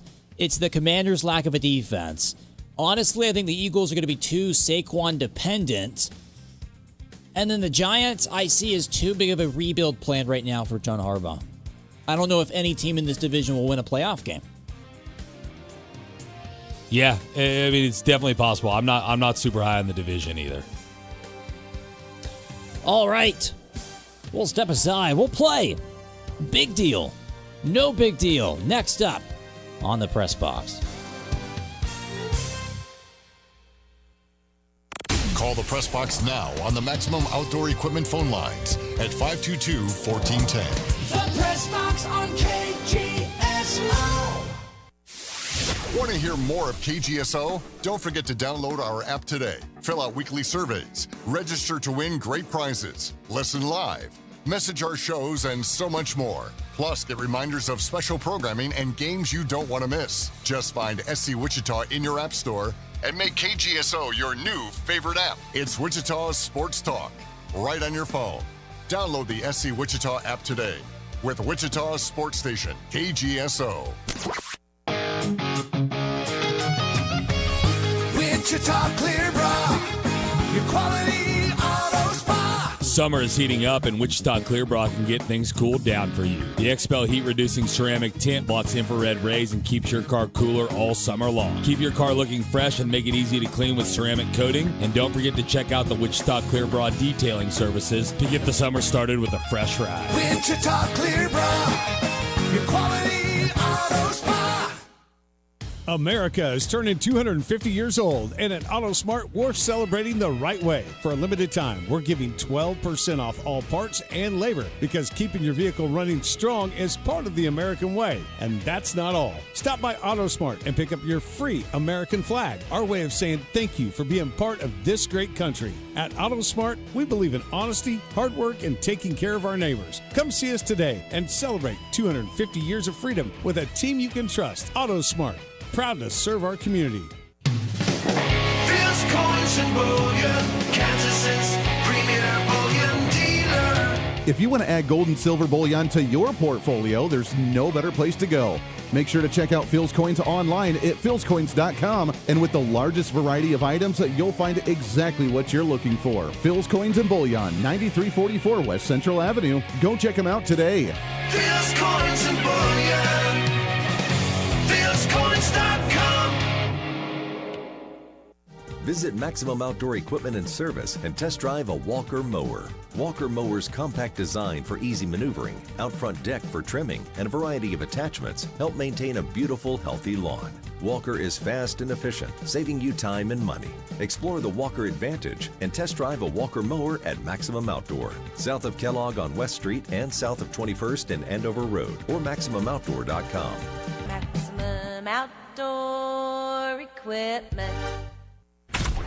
This is The Herd. You got to be consistent. With Colin Cowherd. Mic check. 53-year drought. Nick's throwing a parade as we speak. But to dampen it a little, the owner, James Dolan, is not for bringing the band back together next year. I agree with Dolan. He doesn't want to get caught up in what they call the second apron. Here's Dolan yesterday. If we could bring back the whole team, why wouldn't you, right? But I don't know if we're going to be able to. What does that mean? Mitchell Robinson, the worst playoff free throw shooter ever. We looked it up. We couldn't find anybody worse, including Shaq. Probably not coming back. And Landry Shamet, G-Leaguer 2 years ago, who got insanely hot in these playoffs, he's not coming back either. Folks, the Celtics and the Thunder over the last couple years won a title, brought everybody back, and didn't reach the finals again. This is The Herd with Colin Cowherd. Weekdays at 11 a.m. right here on KGSO and on the SC Wichita app. Wichita's sports leader, KGSO, is brought to you by Devon James. Devon James Injury Lawyers. Call 888-8888. That's 888-8888. We're as American as baseball and apple pie. 20 years of sports talk and 250 years of America. This is KGSO. We're up all night to get lucky. We're up all night to get lucky. We're up all night to get lucky. We're up all night to get lucky. Nights again. Nights again. Nights again. Nights again. Nights again. Nights again.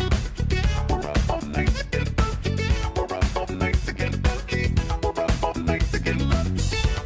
Nights again. Lucky. Nights again. Lucky. Nights again. Lucky. Nights again. Lucky. Nights again. Lucky. Nights again. Lucky. Nights again. Lucky. Well, if you happen to be a Philadelphia 76ers fan, maybe you're feeling a little lucky. Right before our break, about 10 minutes ago, guys, breaking news in the NBA. The Celtics are trading Jaylen Brown to the 76ers for Paul George, 2 first-round picks, and 2 second-round picks. Oh, my goodness. Brad Stevens, make it a defining move, potentially, of the decade. Look, the duo that was Jason Tatum, that was Jaylen Brown, that appeared in not 1 but 2 NBA Finals, which has been nearly impossible to do over the last 8 seasons or so. Jaylen Brown, who's been with his franchise for about a decade, is no longer on the squad. And I'll tell you what, Sasha, I think that is a very big deal. I don't know how to put this, but I'm kind of a big deal. It's not a big deal. It's not a big deal. It's not a big deal. It's not a big deal. It's not a Big deal? It's not a big deal. Ah, it's no big Robert, deal. you don't get it. It's the Catalina wine mixer. People have killed to be in the position that I'm in. He's right, Dad. It's a big deal. So, the Celtics are contending still? Is that the plan? I know Philly's trying to do so. Listen, if they're contending, if they're trying to contend, they're doing it the wrong way, right? They just got a lot worse for next season, no matter which way you slice it. Paul George is definitely not Jaylen Brown at this stage in his career. And I think the trouble is right, if you thought Tatum and Brown couldn't coexist in Boston anymore, first of all, that's a shame. But there is some question as to, first of all, I guess you chose the right guy, although Tatum's still coming off an Achilles, and Brown's the one who led him to a 2 seed last year, not Jason Tatum.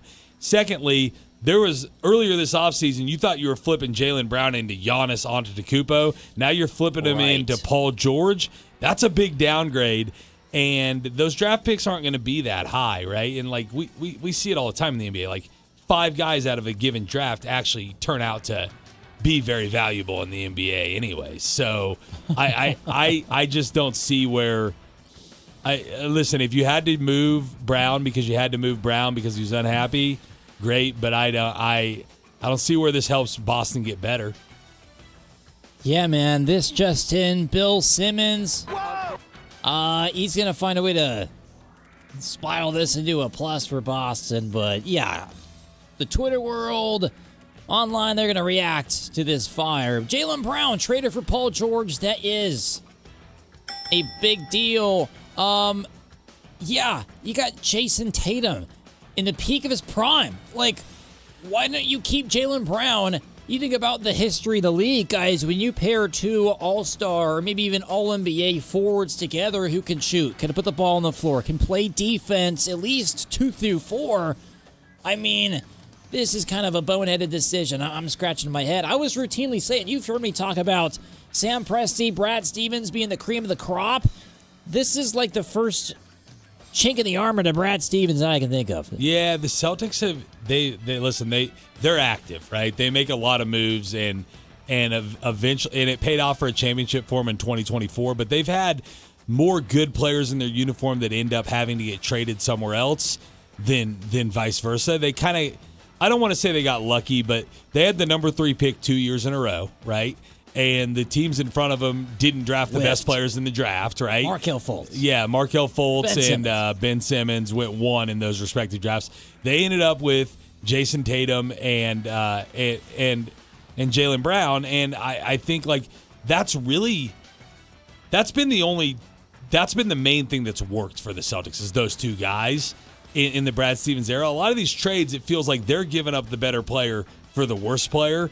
But those guys overcame that for a championship in 2024. I don't see a way where getting Paul George is going to help you win next year. I'd put the 76ers definitely ahead of the Celtics in the pecking order for next year based on the rosters right now. I know I had the take about the Boston Celtics where they had a really good playoff run. It was very dominant. But they didn't necessarily face adversity.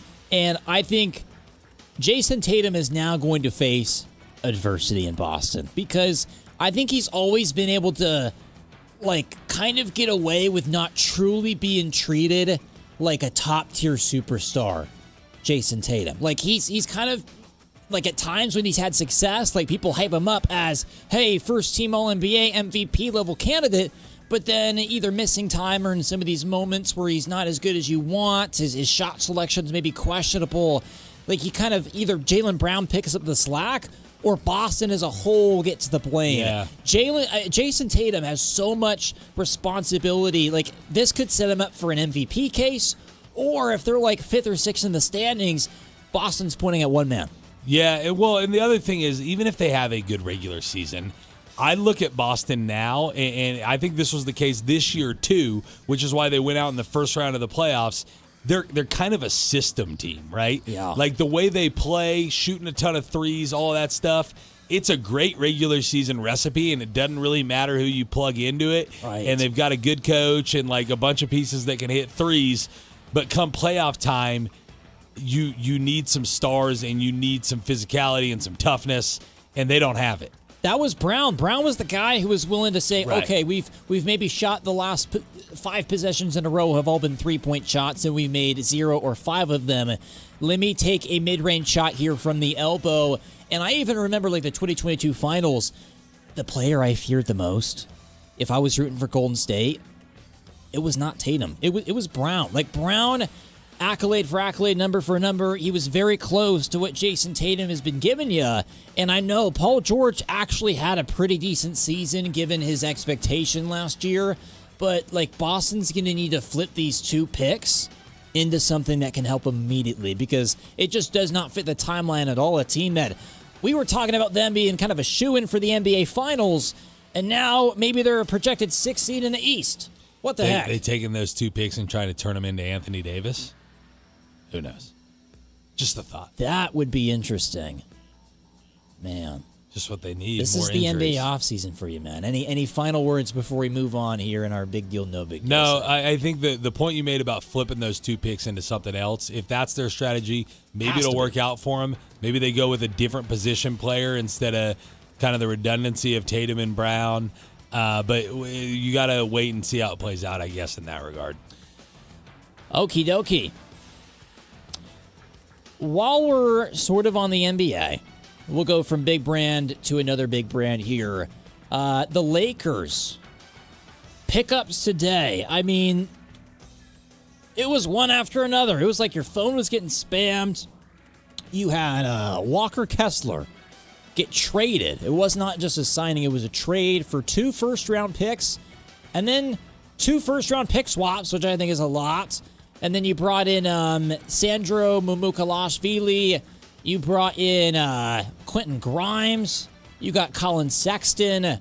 So they made some serious pickups. As far as if this is a big deal, it's a big deal for Luka because you couldn't leave him high and dry with no Braun. And I do think this would be an interesting team if you had LeBron. But overall, this kind of seems like a slight step back. I mean, they lost Marcus Smart to Houston today, which I think was pretty big. I think having a trade for Kessler is not as sexy as just signing the guy. I think he's worth the contract. He's going to play well. But overall, I'll say it's a big deal just because it's the Lakers. Yeah, it's a deal, right? Like, I think the reality is if they were bringing LeBron back, they wouldn't have been able to make all these moves. And so, do all of these guys add up to LeBron? Probably not. But they're focused on building a roster that fits around Luka Doncic and Austin Reeves for that matter. And I guess they made steps in that direction today, especially with Walker Kessler, just him being like a defensive-minded big, an anchor to the defense where you can get beat off the dribble every once in a while, and at least he's there to clean some things up. That's a good upgrade for them at the center position. All right, we're going to go local here for our next deal on Big Deal, No Big Deal. And guys, it's pretty rare to see, kind of with the wonkiness of the minor league baseball schedule. You get this maybe once or twice throughout the season. But the Wichita Wind Surge, soon to be the Turbo Tubs next season, will have back-to-back home series from Equity Bank Park, and I'm going to tell you why this is a big deal. Look, they love doing the fireworks on Friday. You check the calendar, I think you're going to get more on Saturday, the 4th. I've had some buddies reach out to me, potentially I'm going to go with them to go check out a Wind Surge game. They got Tulsa in town. I know the Surge have not been playing too well as a team, but minor league baseball is not really about how the team's doing in the standings. It's about helping the parent club and the Twins and entertaining the fans here in Wichita. Big deal. Huge deal. Huge deal. Listen, I got to get out to a Wind Surge game sometime soon. It's a great ballpark. It's a beautiful ballpark. This weekend might be fun to catch a baseball game. All right, this one's a little... I've got an answer to this one. I'm looking at your sheet here. A little controversial here. The Kate Cavalli, Wilson Contreras sit-down boy on the strikeout where it sparked a bit of a fight. Yeah. I'll say this. I don't think it's a big deal. I think some people are trying to make it into a big deal, right? If you're on Twitter and you're on social media. But, like, fights happen in baseball all the time. Wilson Contreras is walking around doing dumb stuff that nobody likes left and right the whole series, and a guy strikes him out and talks a little trash, and he can't handle it. That's a Wilson Contreras Right. problem, I think. And Wilson Contreras is constantly in fights like this. Like a fight in baseball over a little jabbering, to me, doesn't rise to the level of a big deal. I'm going to say in the heat of competition, and Cavalli did even more so than back this up, there was no racist intent. No. By saying boy. I think, like, if I understand maybe the claim of he's a stranger, you know, he's doing it in a way to where, you know, it's not necessarily uplifting. But the fact of the matter is, like, this happens a lot, right? You hear sit down. Like, I kind of like That's how you talk trash. I like the personality. I like the emotion in Major League Baseball as opposed to just, oh, no, you got to walk straight back to the dugout and it's boring white and black. Like, I like to see a little bit of action here. Boy being considered a slur was news to me today. That was a new thing in my nomenclature. So, I mean, people, I've been called boy on a basketball court before or on a baseball diamond. Right. Like that's news to me if that's a big deal. And so I might be rubbing some people the wrong way right now, but I'm just gonna say it.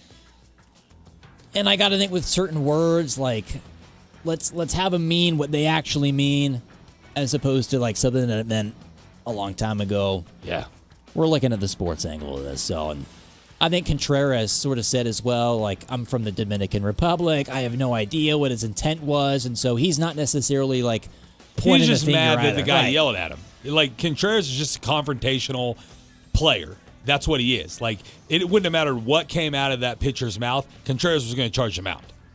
Right? So, like, the fact that... Right, he may have not even heard exactly what happened. He just heard Cavalli yelling, and, All right. After he, like, bat flip pimped a home run in the first inning the day before. Like, literally threw his bat 20 feet in the air in the first inning. So, like, I don't need to hear it. Okay. Soccer. Mbappe. He's the leading goal scorer in the knockout stage in World Cup history itself. He's got a little bit of work to do to catch Messi, but he is one of the all-time great football players. I would say, for me personally, like, when it comes to a sport I don't necessarily follow, for me to have it be a big deal, you've got to, like, grasp that all-time record across the group stage as well. But I think Mbappe and Dembele have as good of a shot as anybody to win a World Cup. I think I guess that's a good deal or a big deal with Mbappe. I think the bigger deal of all of it is that all of the stars are performing like crazy at this World Cup. You just mentioned a bunch of names. I'll just read you the top 5 goal scorers in the World Cup so far in this World Cup. Mbappe was 6, Messi was 6, Erling Haaland from Norway with 5, Harry Kane with the 2 today with 5, and Dembele, Mbappe's teammate with France with 4. So basically the 5 biggest stars in the world are also the 5 leading goal scorers in the World Cup. That's a big deal. Carl, you were reacting to the Jaylen Brown trade, saying it's terrible.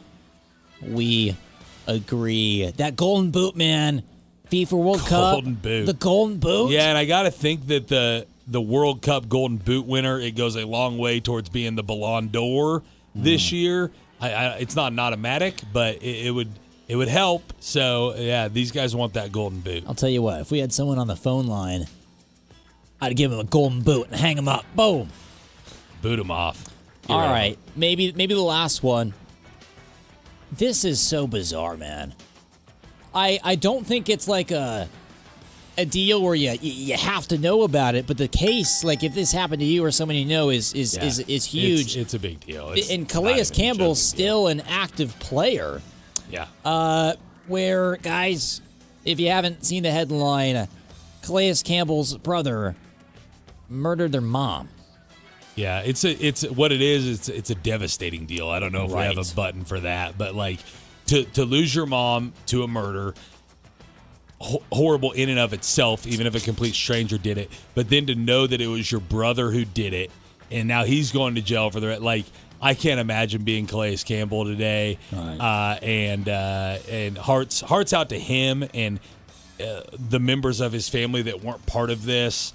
That's devastating news. Usually you play a long career You make a lot of money playing pro sports. The family's kind of set, right?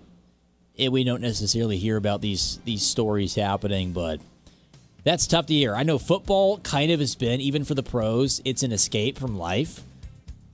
He's either going to go one of two ways. Like, he's going to continue to use football as his escape, or this makes him escape football. Yeah, that's a fair way to say it. Man, you guys calling into the show. Get down to better timing, man. Trying to call us when we hit these breaks. Talk to us in 4 minutes. We'll be back. Last segment of the Press Box.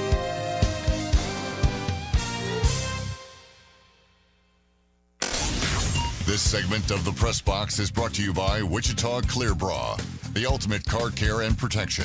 Online at wichitaclearbra.com. The Press Box on KGSO.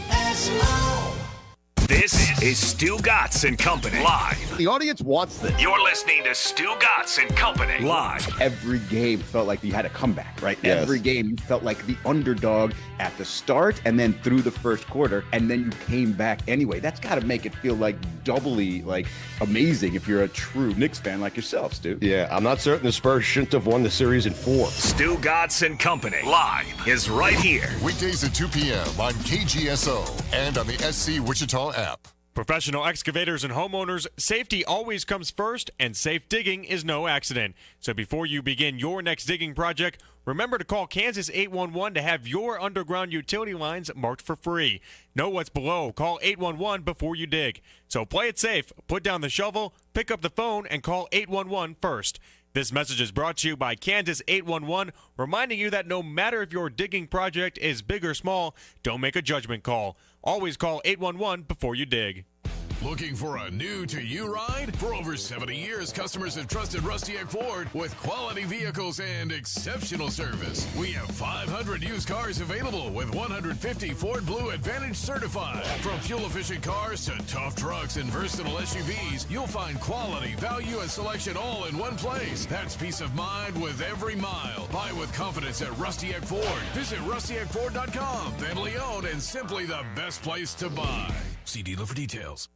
I know that hiring can be challenging. You need someone to match your role perfectly. Well, now you can meet them fast on ZipRecruiter. Build your team, build it sooner.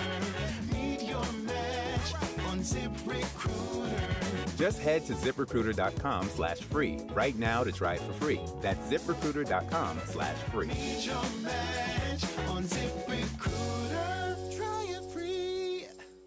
So what's a great way to spread awareness that driving high is illegal everywhere? A catchy song, of course. You can run, but you can't drive high. You can run, but you can't drive high. Friendly reminder, don't drive high. If you feel different, you drive different. Brought to you by NHTSA and the Ad Council. The TBT tournament is here, and we have you covered. This is Wichita's sports station, KGSO.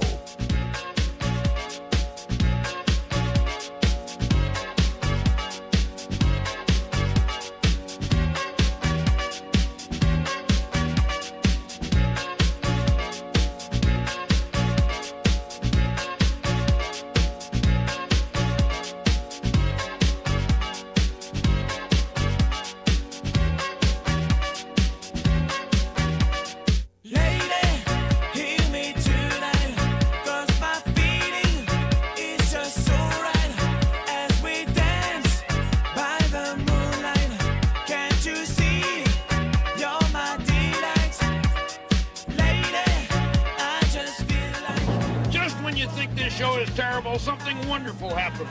What? It ends. Show's coming to a close. Wrapping up shop here on KGSO. That means it's the last chance for you to call the Maximum Outdoor Equipment phone lines, 316-522-1410. And right as I said it, we got someone locked in. But first, Sasha, I got to ask you, man, dinner tonight? Any plans? Taco Tico sounds pretty good. Taco Tico, Taco Tico. It's all about the taste. All right, 13th and Tyler, 35th and Rock Road, Arc City, Newton, El Dorado, Derby, Augusta. You got the 10-pack sale of tacos as well as the wonton tacos at Taco Tico, where it's all about the what? Taste. All right, let's go to the phones here. You are inside the press box. How are you? Oh, I'm doing well. How are you, gentlemen? Not Sounds like you're having fun. Well, Sounds having like a you're blast. Having fun. Oh, yeah. I'm watching soccer. You know, talking about baseball, I reminisce nostalgic in the era of Herb Score, Don Drysdale, Sandy Koufax, Nolan Ryan. And there were unwritten rules of baseball which were, quote, policed by the players. And in my opinion, they were very effective, not the league instituted legislation. And one of those was if you broke one of those rules of baseball, the teams took care of it. So you go in and you show up a pitcher, you flip a bat, you point at him, you point to the stands, you overreact. Next time you come up, more than likely, to quote Field of Dreams, look for low outside or one in the ear. And it didn't take too much of that to keep that sort of stuff under control. With all we got now, it just keeps escalating. Yeah, and I think they were talking about this a little bit on Phil's show this morning, right, with the unwritten rules of baseball. And I agree, like, some self-policing is good. I just think it's hard in today's era of, like, everything being overanalyzed, everything being on social media, all the clips of everything. You have to draw a line somewhere with, like, how the league intervenes. And I agree, right? They've gotten probably over the top on, like, kicking players out for hitting someone and that sort of thing, so the players don't feel like they can police it. And then you have people on the other school of the thought that it's like you should be able to celebrate how you want if you hit a home run, but under that school of thought, you should be able to celebrate how you want if you strike that same guy out later. And so he needs to not be sensitive. If he's gonna pimp it, he needs then it's fair game when he gets struck out. Yeah, if the pitcher does nothing and the guy charges the mound, then he's at fault and he should expect repercussions, and vice versa. You know, if the pitcher strikes a guy out and there's too much celebration on the mound, because I've seen it dead a time or two, then the other pitcher will take care of it. But it's a okay, from an elder point of view, it's a touchy-feely situation now that they're trying to protect. But I'll tell you what, the unwritten rules and pitchers giving high and inside, it worked. Yeah, 100%. Okay, thanks for the call. Love it. Appreciate it. Looking here to Facebook, James Guarantee Guerin. You were bummed out because of what just happened. The Waffles. It went final, by the way, just now. It finally went final. Belgium beats Senegal 3-2. James says the Waffles just ruined the USA's chance at going to a quarterfinal. This is Saturday. Listen, I don't know that the Waffles are that much better than Senegal the way they've played so far in the World Cup. I'll take the USA's chances against the Waffles if we can win tonight. I'm focused on tonight right now. You don't want to get too far ahead of yourself, but hey, if you're going to advance in this tournament, you're going to have to beat some good teams, and the Waffles will be the next one. Dude, what did I do? I literally said, watching the clock, 85th minute, barring a miraculous comeback, Senegal up 2-0 is going to win over Belgium and play USA if we win tonight. So Belgium scored in the 86th minute, the 89th minute to send it to extra time, and then they scored in the 120th plus 5 minute to avoid penalty kicks, right? So they were in stoppage time of the extra time to avoid penalty kicks. Then it went about another 5 minutes.